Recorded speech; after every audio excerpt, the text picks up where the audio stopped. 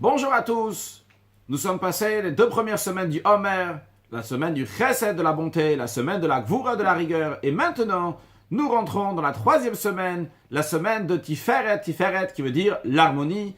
C'est la Mida elle-même, donc l'attribut lui-même, c'est la Tiferet, et la forme de la Mida, ça amène à Rachamim, à la miséricorde. Voyons qu'est-ce que représente le Tiferet, comme il est présenté dans le Tikkun Zohar, par Eliyahu Hanavi, le prophète Élie, lorsqu'il patach Eliyahu ve'amar, lorsque Eliyahu Hanavi parle à Dieu, et il dit plusieurs choses, et là-bas, dans ce texte-là, il parle des 10 sphères, et donc il parle aussi bien des sphères donc, de la partie intellectuelle, de Chochma Bina Dat, et aussi bien donc, des parties sentimentales, de Chesed, Gvura, Tiferet, Netzach, Hod, Yesod et Malchut. Et il dit, en ce qui concerne donc les branches des sphères, il dit, il y a 3 côtés. Il y a Chad Arir, un qui est long, Chad Katsir, un qui est court, et Chad Benoni, un qui est moyen. Le Chad Arir, le un qui est long, c'est le Chesed, c'est la bonté. La bonté, c'est la Hidpashtut, la Hidrachvut, l'élargissement, donner, partager, avancer, aller plus loin, étaler les choses. Par contre, la Gvura, la rigueur, c'est le Chad Katsir, celui qui est court dans le sens il rétrécit, la contraction, le tzimtzum, la mniata le fait de ne pas donner. Puis nous avons le benoni, celui qui est au milieu. Celui qui est au milieu, c'est-à-dire qui est le moyen plutôt. Il est moyen, vu comme on va l'expliquer, il a aussi bien du chesed et de la gevura, de la bonté et de la rigueur. Mais en vérité, ce n'est pas seulement qu'il a de la bonté et de la rigueur, c'est encore plus que ça. C'est une entité en soi-même qui s'appelle Tiferet, dans lequel il y a la bonté et la rigueur. C'est-à-dire non pas qui reçoit de Chesed et Gvura seulement, mais sa source est là qu'elle a de la bonté et de la rigueur. D'ailleurs, le Tiferet qui se trouve ici, là sur l'image que vous voyez ici, il y a juste les 7 midot, les 7 attributs, mais au-delà de ça, on a encore, si vous voulez mettre 3 points ici, on aura Chochma Bina Dat, mais au-delà, encore plus haut, donc si on va tout droit, on aura le Keter, qui veut dire la couronne. Et en effet, c'est expliqué dans la Kabbale et dans la Chassidut, que toutes les sphirotes, toutes les sphères reçoivent de Chitzon Yuta Keter, de la partie extérieure de la couronne, donc de ce niveau divin très très haut. Par contre, le Tiferet reçoit de Pnim Yuta Keter, de la partie intérieure de Keter. En d'autres mots, il a un niveau qui est extrêmement haut spirituellement, vu que son niveau est de Pnim Yut, de niveau intérieur de divinité. D'ailleurs, c'est la raison aussi pour laquelle que Tiferet, dans les noms de Dieu, représente un nom de Dieu qui est très élevé. Le fait qu'il y a plusieurs noms de Dieu. Le nom exprime la manière comment Dieu s'habille dans telle sphère ou dans une autre sphère. Lorsque Dieu s'habille dans le chesed, dans la bonté, il est appelé Kel, Aleph, Lamed. Lorsqu'il s'habille dans la Gvura, dans la rigueur, Dieu est appelé Elohim, donc qui est la rigueur. Donc Elohim, par contre, lorsque Dieu s'habille dans le Tiferet, Tiferet c'est Avaye Yud Kevavke, le tétragramme, que ce nom-là de Dieu représente comment Dieu il est Pashut Betach et Tapshitut, la simplicité de Dieu. Quand on dit évidemment la simplicité, Dieu, au-delà d'être simple ou pas simple, mais dans le sens que ce nom-là exprime la simplicité, dans le sens simple ici, pas dans le sens c'est juste, c'est tout simple, mais dans le sens qu'il y a tout qui se trouve là-bas, comme nous allons l'expliquer en quelques mots. Pour expliquer cette notion de Tiferet, voyons comment ça se trouve donc chez les êtres humains. Chez les êtres humains, imaginons quelqu'un, malheureusement, il a volé. Il va au tribunal. Dans le tribunal, il y a un accusateur, il y a un avocat. L'accusateur, il dit, cette personne-là est un voleur. L'avocat va trouver tous les moyens pour dire, vous savez, cette personne, oui, non, elle n'aime pas vraiment, elle ne savait pas, ou ci, ou ça, ou peut-être elle n'a pas du tout volé. Donc, chacun il a fait son travail. Il y a le travail donc, de la rigueur et le travail de la bonté. Les deux, aussi bien la bonté et la rigueur, aussi bien l'accusateur et l'avocat, les deux sont d'accord qu'il y a des règles. La question, elle est, qui a raison ici? Est-ce que cette personne-là a raison ou elle n'a pas raison? Vient la Tiferet. Comment vient la Tiferet? C'est la personne qui va venir et va dire, vrai, cette personne, elle a volé. Quand il dit, oui, cette personne, elle a volé, il y a quelque chose, il y a une rigueur qui est ici. Et il va encore plus loin même, il dit, vrai, cette personne-là mérite la prison. Il doit aller en prison, en effet, pour être puni pour ce qu'il a fait. Mais, d'un autre côté, en même temps, bien que cette personne-là a volé et doit aller en prison, réfléchissons dans le sens profond. Quand dans le sens profond, c'est-à-dire, allons voir plus loin du bout du nez. Donc, il n'y a pas maintenant quelle est la punition que tu vas lui donner. Mais qu'est-ce qui va se passer lorsque cette personne-là va aller en prison? Ce qui va se passer, c'est que cette personne-là n'aura pas les moyens de nourrir sa famille, n'aura pas les moyens de nourrir ses enfants. Et qu'est-ce qui va se passer? Ses enfants vont encore voler, et il n'y a rien qui va s'arranger. Alors tu sais quoi, le Rachamim dit, la tiferet, donc celle qui est en plein milieu, cette harmonie qui prend aussi bien le chesed et la gvura, cette rigueur, il est tout à fait clair que cette personne a fait quelque chose qui est négatif. Il y a quelque chose de rigoureux. Mais en même temps, il y a aussi du chesed. Il va dire, tu sais quoi? Non seulement qu'il ne faut pas le mettre en prison, mais en plus, il faut lui donner de l'argent pour qu'il va pouvoir se reconstruire, bien fonder son foyer, éduquer ses enfants, pouvoir nourrir sa famille, etc. Donc il y a ici du chesed qui vient avec la gvura, avec la rigueur. On n'a pas ici enlevé le chesed, la bonté. La bonté est toujours là, mais aussi la rigueur est là. Mais la rigueur, vous voulez l'amener en prison? Est-ce qu'on va enlever tout à fait la rigueur? Non, la rigueur reste encore, parce que la rigueur va être là pour travailler. Combien d'argent on va lui donner? Combien de liberté on va lui donner pour pouvoir arriver à ce but-là, qu'il puisse fonder une famille bien comme il faut. Donc le tiferet est un niveau, une entité en soi-même qui est au-delà de chesed et gvura, de la bonté et de la rigueur, mais dans lui, il y a la bonté et la rigueur. C'est d'ailleurs la raison pour laquelle que cette bonté et de rigueur en même temps va amener à rachamim, à la miséricorde, à la pitié, comme on voit dans le cas l'exemple qu'on vient de donner. Il y a ici une sorte de pitié qui est envers cette personne-là, et cette pitié qui amène qu'on va sauver cette personne de la prison, on va même l'aider, mais on va lui donner quand même certaines restrictions, certaines disciplines à garder. On va garder aussi de la gvura, de la rigueur. Prenons un autre exemple, ce qui concerne dans l'éducation. Dans l'éducation, la tiferet s'exprimera par un éducateur, un parent, qui sait dire oui et qui sait dire non. Il sait quand est-ce qu'il faut dire oui et quand est-ce qu'il faut dire non. Celui qui dit toujours oui, c'est du chesed, c'est de la bonté. Et c'est vrai, la bonté, regarde toujours tout le monde est bien et tout le monde mérite tout. C'est très bien, c'est extraordinaire. Mais finalement, ça peut amener des dégâts, des mauvaises choses. Pourquoi? Parce que peut-être cette personne-là ne méritait pas de prendre ou il ne fallait pas lui donner. Donc le chesed, lui, voit toujours tout le monde bien. C'est bien de voir tout le monde bien. Je donne à tout le monde. Mais finalement, il peut y avoir des mauvaises choses qui vont découler de cela. Par contre, la gvura, la rigueur d'un autre côté, elle est toujours le non, elle est toujours le négatif, toujours la rigueur, toujours la discipline. C'est pas bon non plus. Un bon éducateur, un bon parent, il sait quand est-ce qu'il faut dire oui, quand est-ce qu'il faut dire non. Et dans ce cas-là, il y a une éducation qui est faite de manière de tiferet, avec une beauté, avec une harmonie. Une harmonie, il y a plusieurs couleurs, il y a aussi bien le oui, il y a aussi bien le non. Donc on est d'accord que aussi bien le chesed et la gvura, les deux, ils sont d'accord, la bonté et la rigueur, qu'il faut y avoir des règles, comment se comporter. C'est la question, elle est juste, est-ce qu'il faut, c'est l'un qui a raison ou l'autre qui a raison? Et dans le tiferet, il y a les deux en même temps, c'est bien équilibré.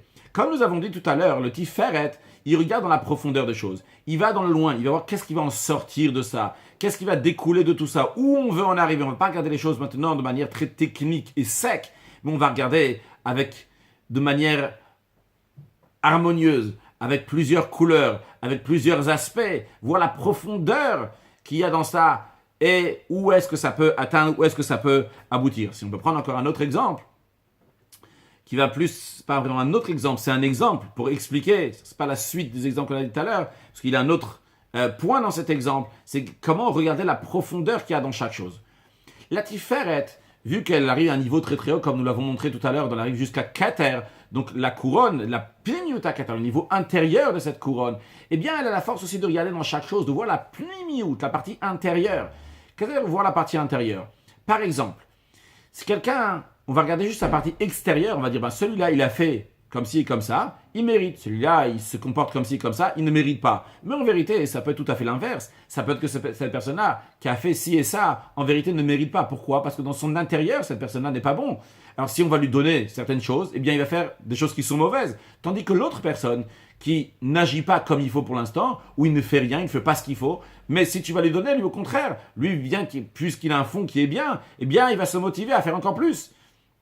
Si on va prendre un exemple entre le peuple juif et les nations, si on regarde de manière extérieure, il y a des juifs qui pratiquent, il y a des juifs qui ne pratiquent pas. Il y a des nations qui pratiquent, entre guillemets, il y a des nations qui ne pratiquent pas. On va dire un juif doit faire la prière plusieurs fois par jour, penser à Dieu, dire la bénédiction avant de manger kasher, mettre une mezouza, mettre les tefilines, garder la pureté familiale, donner une éducation à ses enfants, etc., etc. Alors, malheureusement, des fois, le juif ne fait pas ça. Mais dans son fond, il est très très bien. Il a un chalek elokam imal mamash, il a une parcelle de Dieu. Lorsqu'on va le motiver, on va lui donner encore des choses, et bien par cela, il va avoir les moyens pour servir Dieu comme il faut. Il peut y avoir des nations qui prient plusieurs fois par jour, et qui font donc des choses, connexion à Dieu, quelle que soit la manière, est-ce que c'est le vrai ou pas, donc ils se connectent à Dieu. Mais si eux, on va leur donner, des fois, ils vont mal se comporter après. Pourquoi? Parce qu'ils n'ont pas le chelek elokam ma'al mamash, ils n'ont pas cette parcelle divine. Alors, si on regarde de manière extérieure, tu peux dire, cette personne-là, en tous les cas, elle est connectée à du spirituel. C'est un non-juif, il est connecté à du spirituel, donc il mérite. Lui, le juif, il ne mérite pas parce qu'il n'est pas connecté au spirituel. Mais en vérité, cet aspect de voir est fausse. Pourquoi? Parce que le juif, vu qu'il a du bien à l'intérieur de lui, quand tu vas lui donner, c'est sûr et certain qu'il va faire du bien. Le non-juif, quand tu vas lui donner, eh bien, s'il a du bien à l'intérieur de lui, ou il sait bien se comporter, il a des bonnes bases, il va sûrement bien se comporter. Mais si ce n'est pas le cas, ça peut arriver à des mauvaises choses. Le juif, par contre, qui a le chelek elokam imal mamash, cette parcelle de Dieu qui est à l'intérieur de lui, c'est sûr et certain qu'il va bien se comporter. Et Tiferet, c'est voir ça, parce que Tiferet, dans l'harmonie, regarde les choses en profondeur. De là, on vient à la forme de Tiferet. C'est quoi? C'est Rachamim. Encore une fois, quand on dit la forme, parce que le fond, c'est la Mida en elle-même, l'attribut en lui-même. L'attribut, c'est le Tiferet, c'est l'harmonie. La forme qui est donnée, c'est la Rachamim, la miséricorde. La miséricorde, c'est comme on a dit tout à l'heure dans les exemples de pitié, c'est que d'un côté, il y a de la rigueur, d'un autre côté, il y a aussi du chesed, de la bonté qui va être fait. Alors voyons ce qui nous concerne dans notre service de Dieu. Lorsqu'on sert Dieu, on doit réfléchir qu'on a, comme on vient de mentionner, un chelek elokam imal mamash, on a une parcelle de Dieu. Cette parcelle de Dieu qui était proche de Dieu est descendue jusqu'à ce qu'elle est venue dans notre corps, dans lequel elle cohabite avec une âme animale. Et là, en même temps, avec cette âme animale, et des fois l'âme animale, il prend pouvoir sur lui. Et chas v'shalom, si l'âme animale a réussi à influencer le juif qui va avoir une mauvaise pensée, que Dieu en préserve, ou bien une mauvaise parole, ou bien une mauvaise action, une action que Dieu n'a demandé de ne pas faire, ou bien une parole que Dieu n'a demandé de ne pas faire, ou bien une pensée que Dieu a interdit d'avoir, eh bien, à ce moment-là, l'âme animale a pris l'âme divine et l'a mis dans une prison. Il a pris le nefesh elokit, la parcelle de Dieu, il l'emprisonne. Et si chas v'shalom, Dieu en préserve, il fait encore une deuxième fois une transgression, eh bien, il rajoute encore plus une muraille dans cette prison, de manière que finalement, chas v'shalom, Dieu en préserve, il peut étouffer son âme divine. Alors, lorsqu'un juif il réfléchit à cela, il a la rachamim, il a la miséricorde, il dit comment est-ce possible de faire une telle chose? Une miséricorde pour l'âme divine, cette parcelle de Dieu, qui est tellement haute, de l'amener dans un niveau tellement bas, de l'amener en prison, de la bloquer, de l'étouffer. Pourquoi on fait ça? Ça fait de la peine qu'elle est dans telle situation. Et suite, en conséquence de cela, qu'est-ce qu'il fait? Le juif va dire, eh bien, je vais étudier la Torah, je vais accomplir le mitzvot, je ne vais pas laisser une telle situation qui fait tellement de peine de prendre l'âme divine et de la mettre dans les forces du mal. Donc ça, c'est ce qui en découle, Racham, la miséricorde. Encore une chose dans Tiferet. Tiferet, qui veut dire l'harmonie, vient aussi d'un langage de beauté. C'est quoi la beauté? L'Admour Zaken, on a un exemple d'un vêtement qui a plusieurs couleurs. Prenons des vêtements qui n'ont pas plusieurs couleurs. Par exemple, le blanc. Pour le chesed, pour la bonté, il n'y a que du blanc. Ou pour la rigueur, en prenant un exemple, il n'y a que du rouge. Alors que ce soit l'un ou que ce soit l'autre, il n'y a pas de beauté dans un vêtement lorsqu'il y a seulement une seule couleur. La beauté, elle est lorsqu'il y a plusieurs couleurs, que les couleurs sont différentes. Eh bien, à ce moment-là, il y a une tiferet, une harmonie, un yofi, une beauté qui s'exprime ici. Donc, dans le tiferet, vu que le tiferet, il a le chad ktsir ve chad benoni. Il a aussi bien celui qui pardon, il a le chad ktsir, chad ar et chad ktsir. Il a aussi bien le chesed et la gvura, la bonté et la rigueur. Imaginons donc, il a aussi bien le blanc et le rouge. Et bien, à ce moment-là, il y a différentes couleurs. Il y a une harmonie dans les couleurs. C'est ça qui fait une beauté. Donc, quand on parle dans l'exemple d'éducation que nous avons donné, si quelqu'un a seulement l'éducation d'un côté tout blanc ou tout rouge, eh bien, à ce moment-là, c'est pas une bonne éducation. Il n'y a que ça ou que ça. Il n'y a que du non, non, non, non, non, ou il n'y a que du oui, oui, oui. Non, il faut avoir du oui et du non. Il faut avoir les deux en même temps. S'il n'y a que un, s'il y a seulement une seule couleur, ça, c'est pas une bonne éducation. Il faut avoir les deux en même temps. Il faut avoir aussi bien les commandements positifs, aussi bien les commandements négatifs. Il faut avoir aussi bien le haut et le bas. Il faut aussi bien avoir le spirituel et le matériel. C'est d'ailleurs la raison pour laquelle que le don de la Torah, il a été donné dans le troisième mois de l'année, Nissan, Iyar, Sivan. Et ça a été donné par le troisième qui est Moshe Rabbeinu, un peuple qui est trois. Il y a des Cohen, Lévi et Israël. Et ça a été donné 3 jours après que les Juifs sont séparés, donc pour se préparer au don de la Torah. Et plusieurs choses qui sont liées avec le chiffre 3. Pourquoi le chiffre 3? Parce que ce chiffre 3 représente que le 3, il a aussi le 1 et le 2. Avec le 1 et le 2, il y a quelque chose d'autre qui se fait, le 3, de manière encore plus profonde, comme on a dit, le Tiferet, qui a une entité en soi-même, qui englobe les deux autres, Chesed et Gvura, la bonté et la rigueur. Mais dans cette beauté-là, c'est pas une beauté orgueilleuse, Chas v'shalom. Bien au contraire, c'est une beauté qui ramène à une petitesse. Qu'est-ce que c'est une beauté qui ramène à une petitesse? Lorsqu'il y a une seule couleur, ça veut dire, il y a que, sur le plan spirituel, ça représente qu'il n'y a que moi. que du rouge. Regarde, je flash, il n'y a que moi. Il n'y a que du rouge, il n'y a que du blanc, il n'y a que ci, il n'y a que ça. Il n'y a que moi, il n'y a rien d'autre. Par contre, lorsqu'il y a l'harmonie, c'est-à-dire que je laisse de la place à l'autre. Je ne me fais pas remarquer. Lorsqu'il y a un vêtement qui est aussi bien blanc et rouge, tu ne vois pas tout de suite le rouge, tu ne vois pas tout de suite le blanc. C'est uniquement après, quand tu vas bien regarder, tu pourras voir qu'il y a du blanc et du rouge ici. Mais l'un laisse la place à l'autre. Il n'y a pas d'orgueil ici. Donc ce niveau de divinité, ce niveau de Tiferet, vient d'un niveau très très haut, s'exprime dans le plus simple. D'où ce que nous avons dit tout à l'heure, que Tiferet exprime Havaye, le Yud Kevavke, le tétragramme, le niveau de Dieu, donc qui est le nom de Dieu, qui est très très haut, et qui s'exprime dans le Pashut Betach et Tapché, dans le plus simple. Et justement, vu qu'il est simple, entre guillemets, dans la simplicité, il peut tout y avoir. Il n'est pas bloqué à une couleur ou à une autre couleur. Il n'est pas bloqué dans un oui ou dans un non. Il n'est pas bloqué dans le spirituel ou que dans le matériel. Il n'est pas bloqué dans le haut ou que dans le bas. Il n'est pas bloqué que dans la théorie ou que dans la pratique. Il a les deux en même temps. Ça, c'est la tiferet, c'est la petitesse. Quelqu'un qui est fort de lui-même, orgueilleux, qui a son ego, il va rester dans une chose plutôt que dans l'autre. Il y a des gens, ils sont toujours dans la théorie, c'est très très beau, très très beau. Et je parle même dans la théorie du judaïsme, dans le mystique du judaïsme. Mais quand ça arrive au concret, il n'est plus là. Il faut justement faire ce lien-là entre les deux. Ce qu'il n'y a pas seulement la partie mystique, mais il y a aussi la partie concrète. Il y a d'autres, toute la journée, c'est du concret, comment il faut faire ci, comment il faut faire ça, et comment on mesure ça, quelle est la mesure de ci et de ça. Mais il n'y a pas de spirituel, il n'y a pas de goût, il n'y a pas de jus, il n'y a qu'une seule couleur. Et Tiferet nous ramène cette beauté-là qui est les deux en même temps. Pourquoi? Parce qu'elle arrive jusqu'à la profondeur de Keter, jusqu'au niveau le plus haut, le Yud Kevavke, le tétragramme de Dieu, que les Pashut Betach et Tapshit, tout, vu sa simplicité, il peut tout avoir en même temps là-bas. Et ça, c'est le comportement, évidemment, que chacun de nous doit avoir dans la vie de tous les jours, que ce soit dans l'éducation, que ce soit dans la famille, que ce soit avec les amis.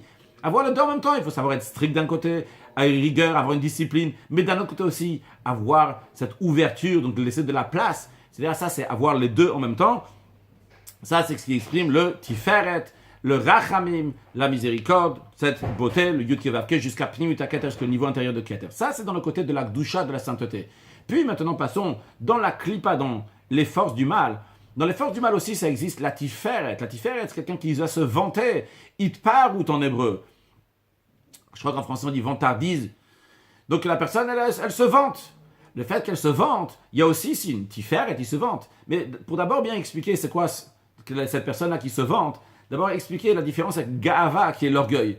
Lorsque quelqu'un il est orgueilleux parce qu'il a de l'argent, il est orgueilleux parce qu'il a telle qualité, parce qu'il est beau, parce qu'il est fort, parce qu'il est riche. Différentes qualités. Donc, il a en effet une Gaava, une orgueil, mais une orgueil qui est basée sur quelque chose. Il a quelque chose de quoi être orgueilleux. Mais Tiferet, c'est quelqu'un, comme la Dorazakini dit dans Tanya, le fait de se vanter, c'est un misod arouar, ça vient du vent, comme d'ailleurs les gens ils disent. Et quelqu'un qui fait beaucoup de vent, il fait beaucoup de vent. C'est en vérité, il n'a rien du tout. Il n'a rien, juste comme ça, il fait beaucoup de vent. Alors, ça existe aussi, cette Itparut, cette Tiferet dans les forces du mal. Juste, c'est quelque chose qui n'a rien du tout. Si c'est chesed ou gvura, la personne peut avoir un orgueil, mais il a quelque chose ici. Dans les forces du mal de Tiferet, la personne n'a rien du tout, juste il se vante avec rien du tout. Donc en autre mot, quand il se vante de rien du tout, c'est quoi? C'est lui. C'est pas son argent, c'est pas sa beauté, c'est pas son intelligence, c'est lui-même. C'est-à-dire de la même manière que dans la Gdusha, dans la sainteté, la Tiferet monte jusqu'au niveau le plus haut, de Pnimut HaKeter, au niveau le plus intérieur, ce qu'on appelle le Pashut Betach et Tapshit, ça veut dire le Etzem, l'essence. De la même manière aussi, dans les forces du mal, ça va jusqu'à l'essence. Seulement, ça va dans l'essence, dans le niveau le pire. Cette personne-là, elle n'a rien du tout. Elle est très très bas. Elle n'a rien, littéralement rien. Et quand même, elle a de quoi se vanter de rien, de son vent. Eh bien, c'est un niveau qui est très très bas, mais dans la Klippa, dans les forces du mal. Donc ça, c'était l'introduction pour la semaine en général. Qu'est-ce que représente Tiferet? Donc on a dit que Tiferet, c'est la Mida en elle-même. L'attribut, c'est l'harmonie. Comment elle s'exprime par Rachamim, par la miséricorde. Comment elle s'exprime par la beauté, par la pudeur, par la petitesse, et s'exprime le nom de Yud Kevavke qui va, et ce Tiferet va jusqu'à Pnimut HaKeter, au niveau intérieur de Keter. Maintenant, le premier jour de la semaine, c'est le Chesed chez Tiferet. C'est la bonté qui est dans Tiferet. Chesed, la bonté, on a déjà appris que ça est lié avec l'amour. Alors, en effet, que ce soit dans le service de Dieu, que ce soit envers les êtres humains, on a le Tiferet, l'harmonie, qui va amener au Chesed, qui va amener cette bonté, qui va amener cet amour. Commençons donc par le service de Dieu. Lorsque quelqu'un y réfléchit, comment il est attaché avec Akadosh Baruch Hu, comment il a une âme divine, mais que malheureusement, Chas v'Shalom, que Dieu en préserve, il s'est déconnecté de Akadosh Baruch Hu, il s'est déconnecté de Dieu en faisant une avéra, une transgression de la volonté de Dieu, où il va se détacher d'Akadosh Baruch Hu. Peut-être qu'il n'est pas détaché d'Akadosh Baruch Hu, on espère que c'est le cas de tout le monde. Mais le Yetzer Hara, le mauvais penchant, vient pour le pousser à ne pas faire une mitzvah, à ne pas faire quelque chose.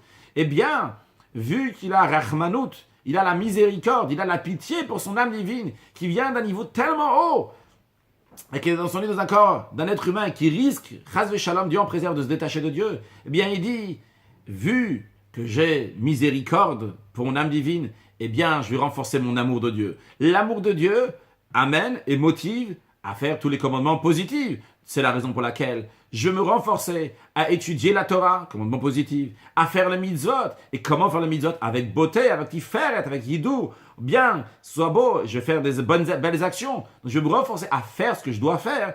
Grâce à quoi? Grâce au tiferet. Entre un homme et son ami. Quand quelqu'un, tout va bien, c'est pas obligé qu'on va l'aimer. Au contraire, des fois, quand les gens ils réussissent tellement, il réussit, c'est pas mon affaire, je vais pas m'approcher de lui. Bon, tant mieux pour lui, mais on n'est pas des amis. Quand quelqu'un est dans une situation difficile, on voit, tout le monde est prêt à aider, tout le monde est prêt à faire quelque chose, par pitié, par miséricorde. Ça fait de la peine. Quand il a déjà quelque chose, tu ne vas pas lui donner. Tu ne vas pas l'aider, il se débrouille, il n'a qu'à faire. Au contraire, des fois, on se sent, qu'est-ce que je vais lui donner? Il ne faut pas que je lui donne, parce qu'il a encore même plus que moi. Oui, c'est vrai, il va faire une affaire ou quoi que ce soit, mais je ne veux pas lui donner.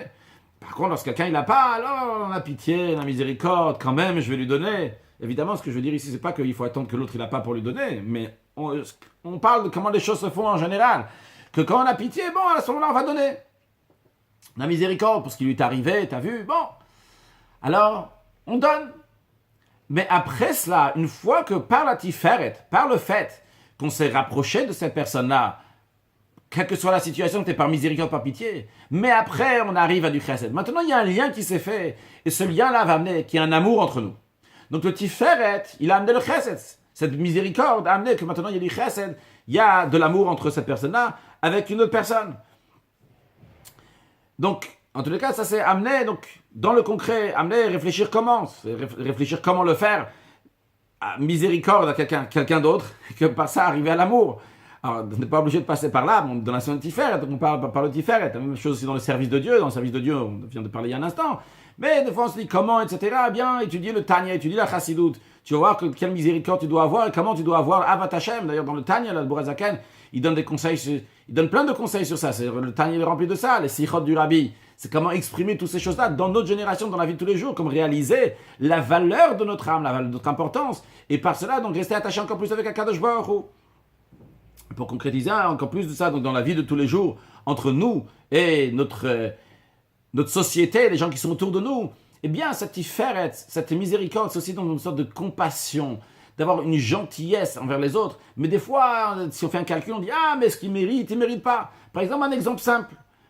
Faire un sourire à quelqu'un. Tu fais un sourire, s'il a mérité, il a mérité. Mon fils m'a ramené une bonne note, mon conjoint il m'a fait quelque chose donc que j'aimais, donc j'ai fait un sourire. Donc, il y a ici une manière de payer pour ce sourire. Ça, c'est le chesed, c'est la bonté. Mais ça, c'est pas encore la tiferet. La tiferet, il est que tu vois rien du tout. Tu vois pas concrètement qu'il a fait quelque chose, mais tu regardes son intérieur, tu regardes sa profondeur. Et quand tu regardes sa profondeur, et tu regardes pas juste la profondeur dans le sens, quelle est ta profondeur de ton conjoint, de ton fils, de ta fille, ou de les gens qui sont autour de toi, mais tu regardes aussi où ça va amener. Où ça va amener si tu vas faire un sourire, tu vas pas faire un sourire. Tu vois que ce sourire-là peut faire quelque chose. Eh bien, fais ce sourire avec compassion, avec miséricorde, s'il te faut de miséricorde pour te faire un sourire. Mais fais-le, donne-le gratuitement. Ah, pour l'exercice du jour, si c'est pas trop dur de faire un sourire à quelqu'un, même si on n'avait pas l'impression qu'il méritait. Et on va voir, le sourire peut faire énormément. On voit d'ailleurs le rabbi, à chaque fois qu'il faisait un sourire à quelqu'un, des gens ils ont fait tchouva juste parce que le rabbi leur a fait un sourire, parce qu'il n'est pas été dur ou quoi que ce soit, ou dans les mondes célestes, il ne pouvait pas voir la personne. Regarder quelqu'un dans les yeux et lui faire un sourire, c'est très touchant, ça va très profondément. Et d'ailleurs, grâce à ça, ça éveille l'amour. Il y a écrit le Yaakov Asherpad et Avram, Yaakov qui a délivré Abraham. Yaakov, c'est le troisième des patriarches, qui représente Tiferet. Et lui, il délivre Abraham. Lui, il délivre le chesed, la bonté, l'amour. Qu'à travers cette compassion, eh bien, ça amène de l'amour. Donc même s'il ne mérite pas, tu lui fais un sourire, ou tu penses qu'il ne mérite pas. Sûrement, il mérite. Tu lui fais un sourire, et par cela, tu vas amener encore plus d'amour. Et dans le service de Dieu, eh bien, réfléchir réfléchir, prendre un moment, sincèrement, dans la journée, le soir, avant d'aller dormir, avant le Kriyat Shema Lamita, prendre un moment, réfléchir, où est le but dans notre vie? On a une âme divine qui est là. Est-ce qu'on fait ce qu'il faut faire? Rajoutons dans ce qu'on doit faire dans l'étude de la Torah, dans l'accomplissement des mitzvot, et particulièrement de rajouter dans les actes de bonté et de bienfaisance, et par cela amener Mashiach, now, on aura Vatiferet, on aura toutes les belles choses qui vont se dévoiler, l'harmonie, le Yud Kev Vav, etc., avec la venue de Mashiach now. Excellente journée.